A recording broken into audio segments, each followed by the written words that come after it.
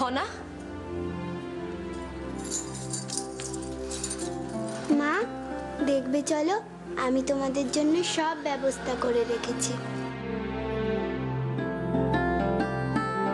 সুতরাং সিংহলের স্বার্থে মন্ত্রীমহলের এই সিদ্ধান্ত উপদেশ্যকে মেনে নিতেই হবে। কিন্তু আজকের দিনটা তো রাজকুমারীর পক্ষে শুভ নয়।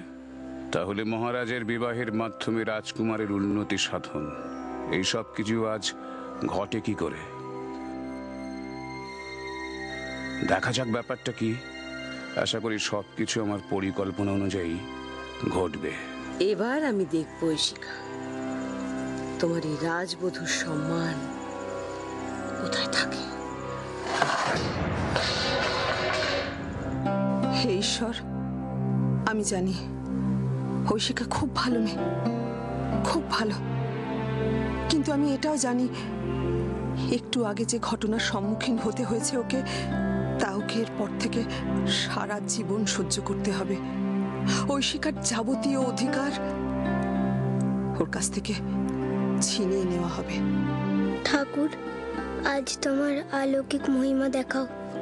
আমি নিশ্চিত জয়ম আজ নিশ্চয়ই কোনো সমাধানের উপায় বার করবে। মা দুর্গা, আমাদের সাহায্য করো। ক্ষমা করবেন রাজিমা, একটা খুব জরুরি কারণে আপনাকে এখানে ডেকে আনতে বাধ্য হয়েছি। দিদি যে সমস্যা সমাধানের জন্য ব্রত করছে, সেই সমস্যার বিষয়ে কোনো সমাধান খুঁজে পাওয়া গেছে? রাজিমা, আপনি বলেছিলেন না যে মহারাজের বিবাহ সংক্রান্ত সমস্যা নিয়ে মন্ত্রীমহলকে একটা উপায় খুঁজে বার করতে? আমি সত্যি এর একটা অসাধারণ উপায় খুঁজে বের করেছি। কিন্তু সমাধানটা যদি আমরা জানতে পারতাম। হ্যাঁ, নিশ্চয়ই আপনারা জানতে পারবেন। আমি আপনাদের সকলকে জানাবো বলেই আপনাদের মূল্যবান সময়ের কিছুটা অংশ আমি চেয়ে নিয়েছি আজ। হ্যাঁ বলো জয়দ্রথ, আমরা প্রত্যেকেই তোমার কথা শুনতে প্রস্তুত। যদি আমরা ধরে নিই যে মহারাজ খনার কাছে প্রতিশ্রুতিবদ্ধ এবং মহারাজের সেই প্রতিশ্রুতি রক্ষা করা উচিত, তাহলে এ বিবাহ কখনোই সম্ভব নয়। দেখুন, কদম্ব রাজকন্যাও তো এক দেশের রাজকুমারী, সুতরাং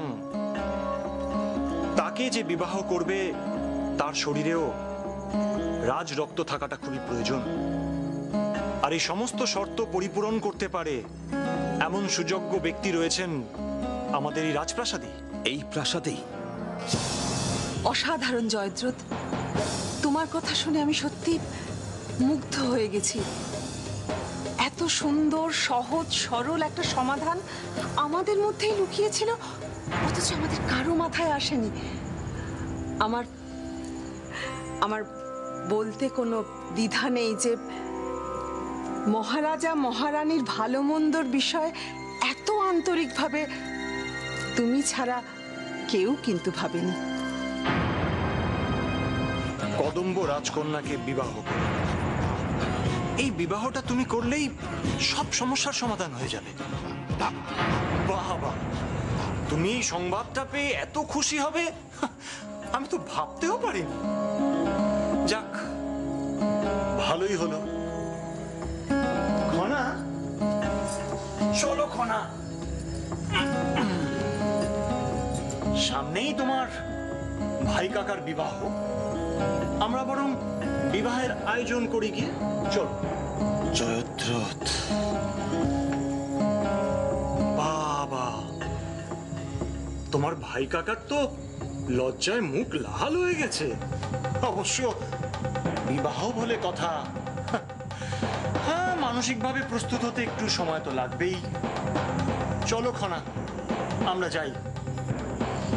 জয়দ্রথ, তোমাকে অনেক ধন্যবাদ এত সুন্দর একটা